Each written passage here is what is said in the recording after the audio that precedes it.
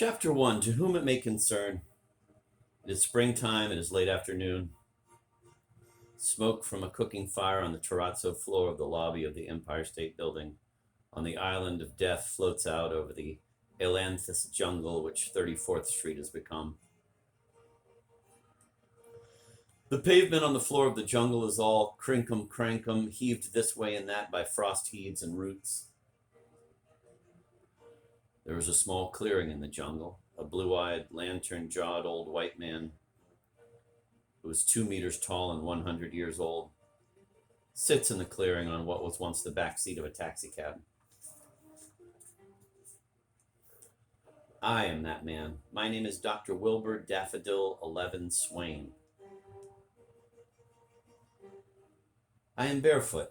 I wear a purple toga made from draperies found in the ruins of the Americana Hotel. I am a former president of the United States of America. I was the final president, the tallest president, and the only one ever to have been divorced while occupying the White House. I inhabit the first floor of the Empire State Building with my 16-year-old granddaughter, who is Melody, Oriole 2, von Peterswald, and with her lover, Isidore Raspberry 19 Cohen. The three of us have the building all to ourselves. Our nearest neighbor is 1.5 kilometers away. I have just heard one of her roosters crow.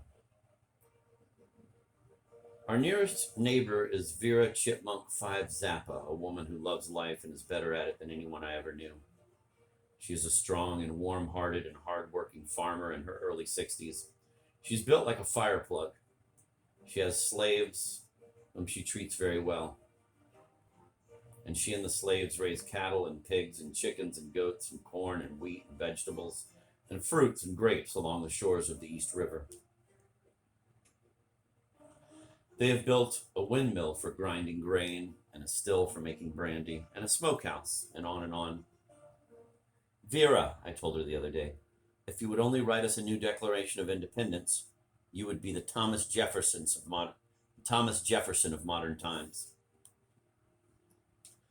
I write this book on the stationery of the Continental Driving School, 3 boxes of which Melody and Isidore found in a closet on the 64th floor of our home. They also found a gross of ballpoint pens. Visitors from the mainland are rare. The bridges are down, the tunnels are crushed, and boats will not come near us for fear of the plague peculiar to this island, which is called the Green Death.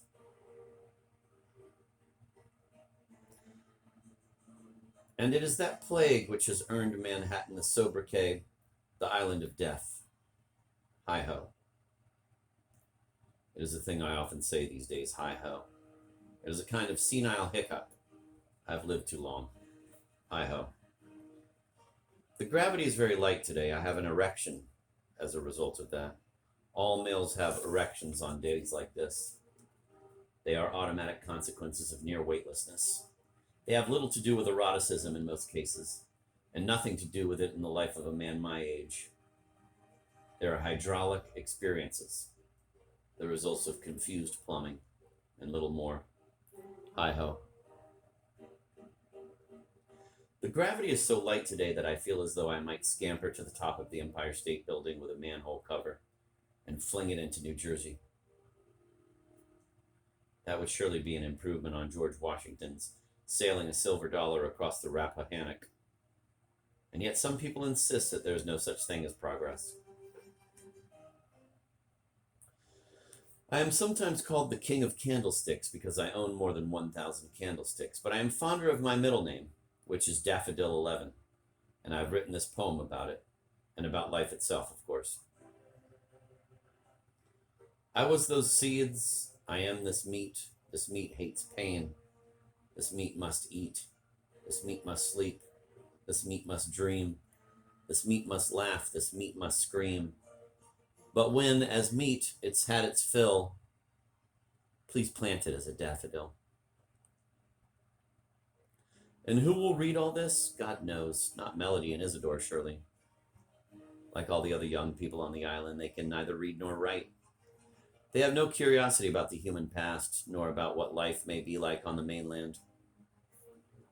As far as they are concerned, the most glorious accomplishment of the people who inhabited this island so teemingly was to die, so we could have it all to ourselves. I asked them the other evening to name the 3 most important human beings in history. They protested that the question made no sense to them. I insisted that they put their heads together anyway and give me some sort of answer, which they did. They were very sulky about the exercise. It was painful to them. They finally came up with an answer. Melody does most of the talking for them. And this is what she said, in all seriousness. You and Jesus Christ and Santa Claus. Hi-ho. When I do not ask them questions, they are as happy as clams. They hope to become slaves of Vera Chipmunk 5 Zappa someday. That is okay with me. Chapter 2. And I really will try to stop writing hi-ho all the time. Hi-ho. I was born right here in New York City. I was not then a daffodil. I was christened Wilbur Rockefeller Swain. I was not alone, moreover. I had a dysgiotic twin, a female. She was named Eliza Mellon Swain. We were christened in a hospital rather than in a church, and we were not surrounded by relatives and our parents' friends. The thing was, Eliza and I were so ugly that our parents were ashamed. We were monsters, and we were not expected to live very long. We had 6 fingers on each little hand and 6 toes on each little footsie. We had supernumerary nipples as well, 2 of them apiece.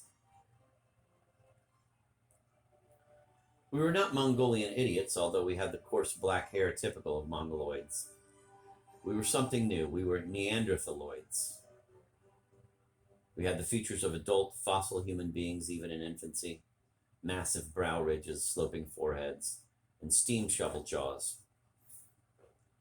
We were supposed to have no intelligence and to die before we were 14, but I am still alive and kicking, thank you. And Eliza would be too, I'm certain, if she had not been killed at the age of 50 in an avalanche on the outskirts of the Chinese colony on the planet Mars. Hi-ho. Our parents were 2 silly and pretty and very young people named Caleb Mellon Swain and Letitia Vanderbilt Swain, née Rockefeller. They were fabulously well-to-do and descended from Americans who had all but wrecked the planet with a form of idiot's delight, obsessively turning money into power, and then power back into money again, and then money back into power again. But Caleb and Letitia were harmless themselves. Father was very good at backgammon and so-so at color photography, they say. Mother was active in the National Association for the Advancement of Colored People. Neither worked. Neither was a college graduate, though both had tried. They wrote and spoke nicely. They adored each other. They were humble about having done so poorly in schools. They were kind. And I cannot fault them for being shattered by having given birth to monsters. Anyone would have been shattered by giving birth to Eliza and me. And Caleb and Letitia were at least as good at parenting as I was when my turn rolled around. I was wholly indifferent to my own children, although they were normal in every way. Perhaps I would have been more entertained by my children if they had been monsters like Eliza and me. Hi-ho. Young Caleb and Letitia were advised not to break their hearts and risk their furniture by attempting to raise Eliza and me in Turtle Bay. We were no more the true relatives of theirs, their advisors said, than baby crocodiles. Caleb's and Letitia's response was humane. It was also expensive and gothic in the extreme. Our parents did not hide us in a private hospital for cases such as ours. They entombed us instead in a spooky old mansion which they had inherited, in the midst of 200 acres of apple trees on a mountaintop near the hamlet of Galen, Vermont. No one had lived there for 30 years.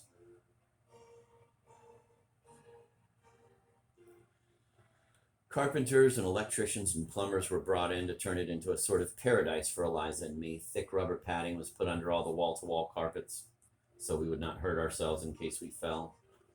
Our dining room was lined with tile, and there were drains in the floor so we in the room could be hosed off after every meal. More important, perhaps, were two chain-link fences which went up. They were topped with barbed wire. The first enclosed the orchard. The second separated the mansion from the prying eyes of the workmen, who had to be let in through the first from time to time in order to look after the apple trees. Hi-ho. The staff was recruited from the neighborhood. There was a cook, there were two cleaning women and a cleaning man, there were two practical nurses who fed us and dressed us and undressed us and bathed us. The one I remember best is Withers Witherspoon, a combination guard, chauffeur, and handyman. His mother was a Withers. His father was a Witherspoon. Yes, and these were simple country people who, with the exception of Withers Witherspoon, who had been a soldier, had never been outside Vermont. They had rarely ventured more than 10 miles from Galen, for that matter, and they were necessarily all related to one another, as inbred as Eskimos. They were, of course, distantly related to Eliza and me, too, since our Vermont ancestors had once been content to dog paddle endlessly, so to speak, in the same tiny genetic pool.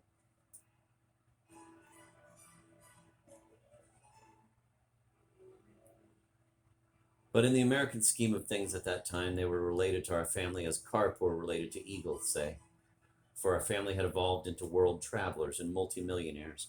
Hi-ho. Yes, it was easy for our parents to buy the fealty of these living fossils from the family past. They were given modest salaries which seemed enormous to them, since the money-making lobes of their brains were so primitive. They were given pleasant apartments in the mansion and color television sets. They were encouraged to eat like emperors, charging whatever they liked to our parents. They had very little work to do. Better still, they did not have to think much for themselves. They were placed under the command of a young general practitioner who lived in the hamlet, Dr. Stuart Rawlings Mott, who would look in on us every day. Dr. Mott was a Texan, incidentally, a melancholy and private young man. To this day, I do not know what induced him to move so far from his people and his birthplace to practice medicine in an Eskimo settlement in Vermont. As a curious footnote in history, and a probably meaningless one, the grandson of Dr. Mott would become the King of Michigan during my second term as President of the United States. I must hiccup again. Hi-ho. I swear if I live to complete this autobiography, I will go through it again and cross out all the hi-hos. Hi-ho. Yes, and there was an automatic sprinkler system in the mansion and burglar alarms on the windows and doors and skylights. When we grew older and uglier and capable of breaking arms or tearing heads off, a great gong was installed in the kitchen.